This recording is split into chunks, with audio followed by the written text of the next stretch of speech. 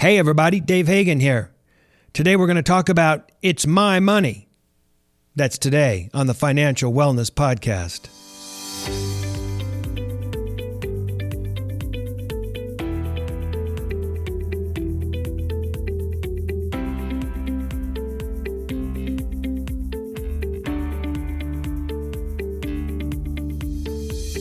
Welcome to the Financial Wellness Podcast, Dave's weekly message to keep you on your path to financial success. Here is your host, financial problem solver and talk show host, Dave Hagan. Hey, thanks, Nick, and welcome everybody to this week's Financial Wellness Podcast, or as we like to say, TFWP, coming to you from Van Nuys, beautiful downtown Van Nuys, just outside of Los Angeles and near Hollywood. Hey, look, it's Brian Reed. Hi, Dave. How are you? Good, you? I am doing very well. I feel very chipper today. Chipper today. Chipper. And wasn't that a name of people in the 50s? Chipper? Chipper Jones was a baseball player. Oh, that was Atlanta. Atlanta, yeah. Oh, very good. Chipper. I don't know. Going through life with the name Chipper, that might be. You know, if you ever have a bad day, Right. Can you? If your first name is Chipper? Yeah. How'd you do today, Chipper? Strike out 3 times? Like, oh, yeah. Hey, chip up there, Chipper. Oh, man. You know what I want to talk about today? I want to talk about this concept of it's my money. And I've been thinking about this and talking about this because I think it's kind of a great motto for this thought process. And the last couple of weeks, I'm doing some research and I'm on the internet checking around and fleshing out this concept and this thought process. And I found out that someone else had already trademarked the phrase. Oh. I mean, that's like, man. So everybody check it out. It's, I got to give them their due. It's called itsmymoneyjournal.info. It's interesting. The person that put it together, her name is Patrina Dixon, and she's a speaker and a counselor and an author. And she's even got a book, Brian, called It's My Money. Oh, God. Does that sound familiar? Oh, yeah, nightmares again to that screenplay that I wrote, and then boom, it got released. It was like a movie as you were finishing the screenplay. I was finishing it up, and it got released. I don't know how. I couldn't find it anywhere. That's brutal, man. That was not a good day. All that work and time here. I've been thinking about this, working on it. We were even going to put together keychains or something that, say it's my money on it. And it's already trademarked, so we're not going to be doing. In fact, we're even plugging it for them right now. What are we doing? Why are we doing this? The stuff is actually pretty good, but I got to be honest, it's not the Financial Wellness Podcast. You got to allow me that. But, they even sell a wallet on this website. And on the wallet, it says, it's my money. And so when you go to the store to buy something, it reminds you as you're pulling out the dollars, it's my money. I mean, I was just thinking about a keychain or a T-shirt. I guess I'm not very creative, I thought that was kind of cool. Put it on your wallet. But anyway, what I want to do is talk about my version of it's my money, or the mindset, actually, if you will, and think about it for a minute. It's your hard-earned money.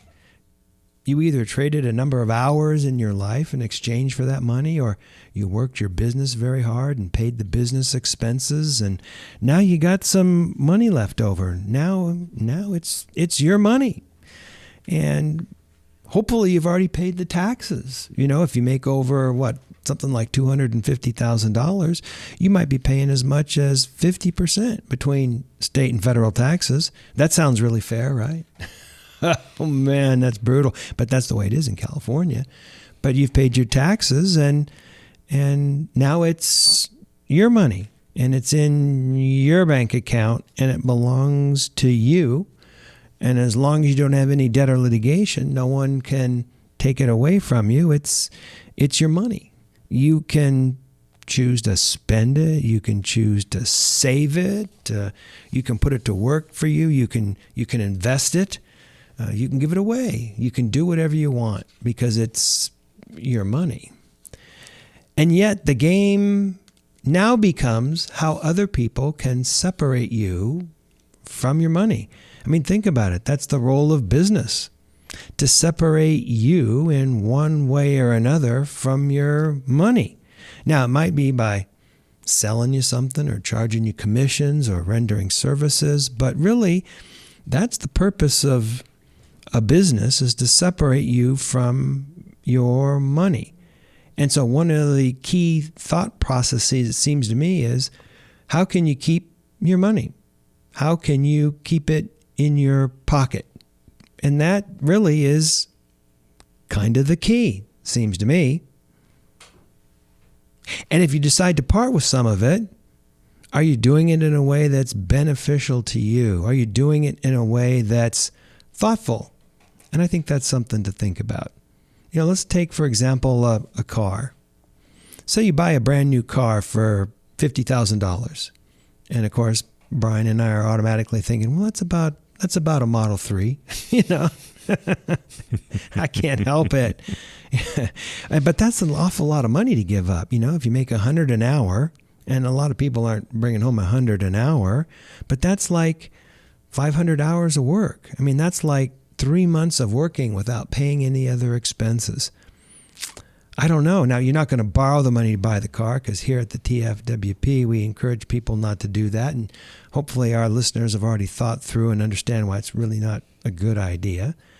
But if you pay for it cash, and 3 or 4 years from now, that car is going to be worth $25,000.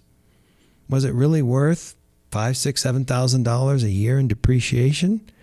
I mean, maybe. But for the vast majority of listeners, not even close when you think about it. Here's another example, a smaller example. You go out for dinner and drinks for $150. My wife and I used to go out once or twice a year for what we called $100 dinner. And that was like we were living large. We were living high on the hog.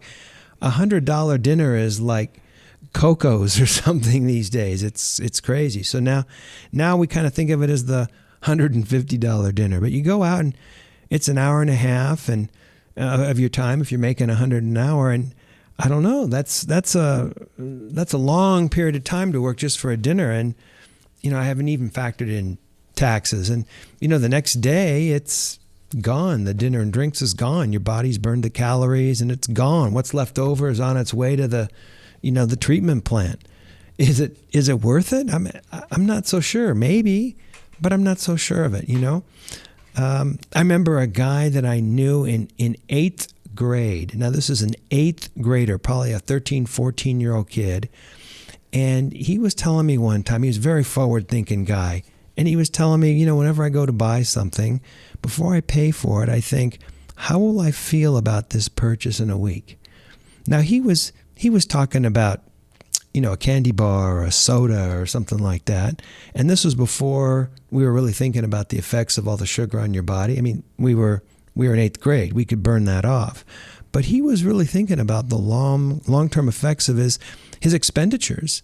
He wasn't really doing a wants needs analysis, and he probably wasn't going to save the money, because I'm guessing that this is an allowance that his parents were giving him. But I thought it was a good analysis. I have a tendency to be a huge impulse buyer. I'm checking out at the Home Depot and I see a pair of new orange gloves for $5, and I go, well, I can afford that. Well, why not? Throw them in the basket. It's $5. But if I think about, do I really need them? What will a pair of $5 gloves look like after they've been in the garden a couple months? I mean, maybe it's a better way for me to do some kind of a want or needs analysis. But it's a different way, it seems to me, about thinking about your money. It's really about where you want to deploy your money. And I talked about this in a previous podcast, but this is a term borrowed from Warren Buffett. He talks about deploying money in the fund. And on a micro level, we should think about how are we deploying our own money.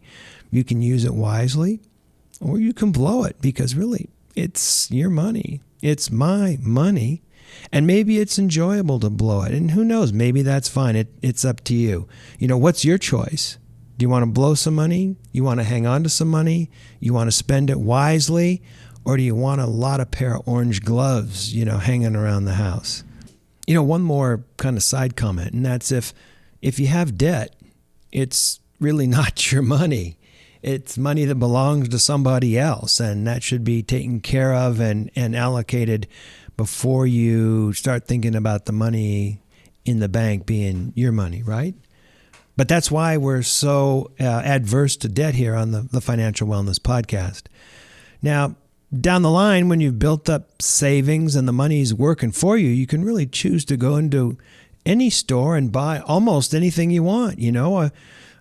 Come to think about it, I could go into Costco and buy 6 shopping carts full of stuff. I mean, that'd be a lot of toilet paper, but I guess I could. I could buy almost anything that I want. I could go into Best Buy and get the biggest, baddest, largest TV that they have and have it delivered in the afternoon. I mean, you could, but you get to a point when you actually have the money, you decide that that's not the thing you choose to do. And really, when you start to think of it, when it's your money, you may choose not to make some of these purchases. You could, but you choose not to because you're thinking about how you want to allocate your money. You could even write a check, but you choose not to part with your money and leave it where it is and hopefully having it in a place where it's working for you. And when you get to that point, I think it's actually extremely empowering. I mean, when I was a whole lot younger, I could hardly wait to save up some money to, acquire the next thing. And I really don't think about that so much anymore. Of course, it's, a few years down the line, but it's a different way of thinking about it.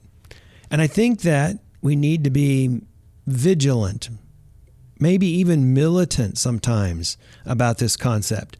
Someone's trying to sell us some stuff or someone's trying to, separate us from our money and we should be hearing this in our head screaming, "It's my money, get back. I'm not letting you take it." But it's a thought process. And I'm not saying we should be misers and live on water and crackers. That's not living. Remember, a few weeks ago, I talked about the story at the Berkshire Hathaway shareholders meeting, and the kid got up and asked Warren Buffett and Charlie Munger about, delayed gratification and how to teach that and how to embrace that. And, the two of them looked at each other and said, basically, "No, I'd go for it. I'd go for it." And, Warren Buffett comes back and says, "But maybe not 2 weeks in Disney World, maybe 4 days." But the point is, this isn't about complete delayed gratification. It's not about living on water and crackers. No. We still want to enjoy life. We want to do the kind of things that we want to do, but we want to do it as in a thoughtful and meaningful and purposeful way. We want to think about that money that we've built up in our accounts as our money. What I'm saying is this should be part of a mindset, part of a thought process, to cause us to constantly maximize the utility and enjoyment of our money. We need to remember that it's our money and that people in business are constantly going to be trying to separate us from it. That's not bad. That's just their objective. We have to be smarter and more thoughtful about it and hopefully carry around in the back of our mind, "Hey, it's my money." So what are our takeaways this week? Well, I don't know. I think one, it's my money as a mindset. It's nothing new apparently because someone's already trademarked the phrase. 2, businesses are going to try and separate us from our money, and it's up to us to be smarter and more thoughtful about it. And 3, we should be completely mindful and thoughtful about how we deploy our capital. Just something to think about. And that's a wrap. This is Dave Hagan, and you're listening to the Financial Wellness Podcast. You've been listening to the Financial Wellness Podcast, Dave's weekly message to keep you on your path to financial success. If you have a question that you would like Dave to answer on the podcast, go to thefinancialwellnesspodcast.com. You can leave an audio message with one click of a button or type your message into the question box. Either way, it's sent right to Dave's phone. As an additional bonus, each month, Dave will randomly draw from the submitted questions and pick the winner of a free 1-hour personal conversation with Dave to help you achieve your financial goals. Don't forget to subscribe to the podcast so you receive the new episode notifications. Let's listen in now as Dave answers some emails. All right. Brian showed me this email just a little while ago, and I think it's pretty interesting. Go ahead. Read it for us, Brian. Okay, this is from Anna, and she writes, I hear people use the term trust fund baby. What is that exactly? And if it's what I think it is, how do I become one? Yeah, absolutely. Absolutely. Well, a trust fund baby. The dictionary defines it as a person, typically a young adult, who's independently wealthy and doesn't need to work for a living. Well, I mean, if you can get a gig like that, that sounds pretty good, right? Amen. How do I do that? Yeah, I'll take 5 of those off the shelf, you know?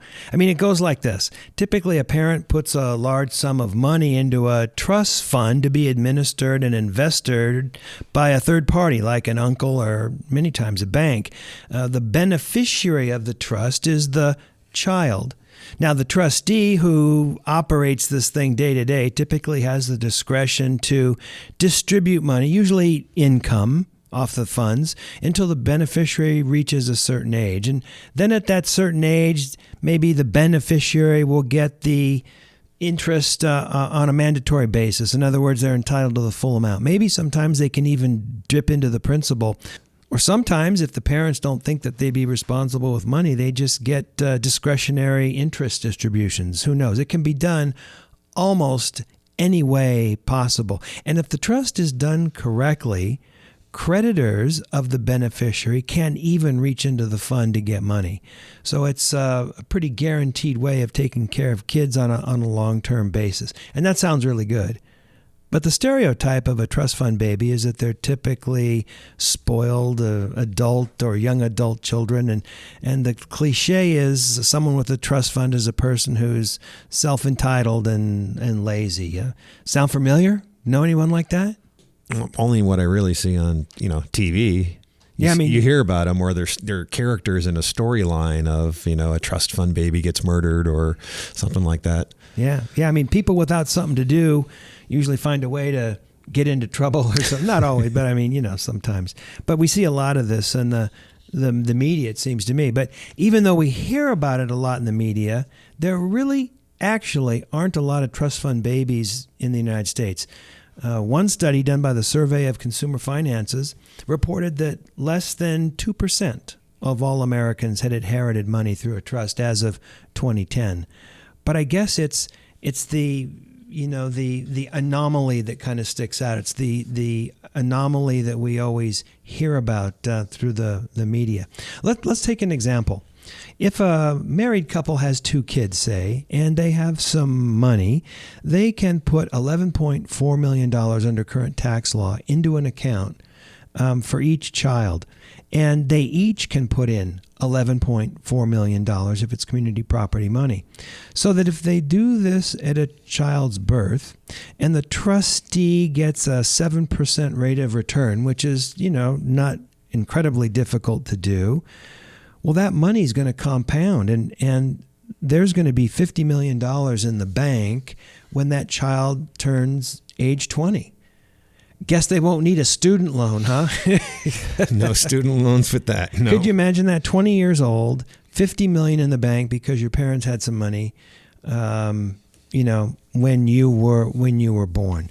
So this means that if they're going to get the interest every year, maybe they haven't been pulling money out, and certainly there's taxable issues, but all things being equal, this means that they'll have $3.5 million before tax each year to live on for the rest of their lives. And wow, that sounds pretty good to me. How do I get one of those? Anna, how do you get one of those? I don't know. And again, if a trust fund's put together correctly, creditors can't even get into the trust to satisfy judgments.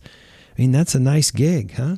Well done, Mom and Dad. Yeah. I mean, how would you spend $3.5 million pre-tax every year? I think you'd have to be pretty thoughtful and deliberate about that. You spend a lot of your time thinking about how to spend that money, And again, I'm being overly simplistic. We're not talking about tax consequences and other things, but I'm being simplistic to explain the concept, and I want to paint in broad strokes here so people understand, what a trust fund baby might be. And in addition, by the way, to the $11.4 million per person per year that the parents can give away, they can also give away $15,000 per person per year every year. So a married couple could give away $30,000 to the kids each year, in addition to the original amounts that we talked about. Now, this is under current tax law, et cetera, but it underlines the concept that these trust funds can be pretty powerful things, especially when they start to compound. And the stereotype of trust fund babies, the stereotype is one of the reasons that we have estate taxes, federal estate tax. The thought is, why should we let people create rich ninnies when the money could be more wisely spent by the government? Or so they say. On the other hand, people believe that they shouldn't have to pay taxes a second time on money that they've already earned and been taxed on. And, that carries a lot of weight and seems pretty persuasive and an important thing to consider, too. And the fact that, the government tends to maybe not spend money quite as carefully as maybe private individuals will. I mean, it all depends upon your point of view. But this is the thought behind, a trust fund. I remember years ago, I was on a ski lift, and it was a 3-person ski lift. So it was my wife and myself and this fellow that just jumped on as a single. And we were talking about life. And, the guy says, well, how many days have you skied this winter? And we went, this is our second day. And he goes, oh, this is my 55th day skiing this winter. And I'm going, wow, what do you do for a living that you can ski 55 days? Because I want to do what you do. And he goes, well, I have a trust fund. And he said, I just basically take the money and ski. And, they say, hey, the first generation earns it and the second generation spends it. And I thought, well, that's a really cool thing to do. But I don't know if you're contributing to the bottom line if, all you're thinking about is spending the money in the trust fund and, maybe skiing 50, 55 days a year. I don't know. Maybe I was just jealous. There's a little part of me that's jealous of him, I'll be honest. I know, really, right? So how do you get to be a trust fund baby? Well, you can't. You got to be like born into it. Or you got to do something really nice to someone that's rich and get them to adopt you, you just kind of fall into it. It just happens. So sorry, Anna, there's nothing that you can do other than just being nice to people with money, and maybe they would adopt you at some point. I'm speaking of trust fund babies. I really love what our old friend Warren Buffett said. Oh, this should be good. And what he did. You got to love it. Mr. Practical. He said that you should give your children enough to do anything, but not enough to do nothing.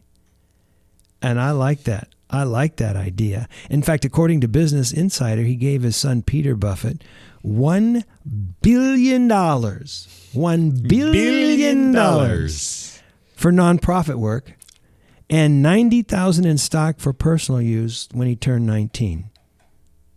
I love that, right? This forced his son to become a thoughtful value investor, and it also caused his son to think very critically, I would hope, about the careful use of the money and how $1 billion might be used in some way to benefit society. My wife and I had even talked about setting aside some money for the kids as a present, to Christmas present or something like that, to contribute to a charity and have them figure out what's important and where they think that money might be well spent. And I think that would be a really interesting exercise for a kid. And they probably wouldn't appreciate it. They'd rather have a big box of Lego. But I think in the long run, it might be something to get them really to think about the power of money and how they could use that to benefit society. But that's a discussion for another day. But for today, I think the point is, man, you got to love Warren Buffett. You got to love Warren. He just thinks about things so clearly. And, I tell you, a fantasy of mine would be to be able to interview him on the show and have him just come talk. He'd be such an easy interview just because he's such a practical guy. But how fun would that be, right? That would be amazing. Yeah, no, I would really like that. Warren, if you're listening, because we know you do. Looking for a little financial advice, right? Come be on the show. Yeah, Dave and Brian sitting in a show in Van Nuys. Hey, come be on the show. You know what? I think that's going to be a wrap. There was some interesting stuff this week. So, hey, stay tuned. We're heading into the end of the the first part of the year, and I want to spend some time next week talking about that. So come back and listen to that. This is Dave Hagan, and you have been listening to the Financial Wellness Podcast.